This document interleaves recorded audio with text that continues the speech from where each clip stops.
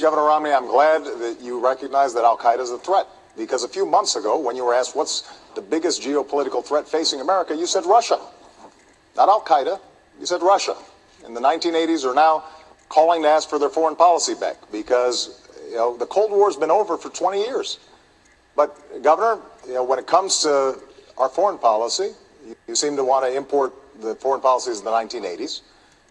President Obama and his docile foreign policy has now come back to bite him. Just when you think matters in the Ukraine could not get much worse, they do. China has now decided to be in complete agreement with Russia with the Ukraine invasion. Russia has said China is largely in agreement over Ukraine, after other world powers condemned Moscow for sending troops into the country.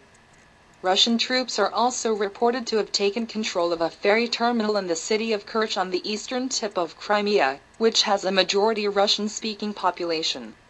Ukraine's defense ministry said 2 Russian fighter jets violated the country's airspace in the Black Sea on Sunday night and that it had scrambled an interceptor aircraft to prevent the provocative actions. And reports claimed pro-Russian protesters had occupied a floor of the regional government building in Donetsk.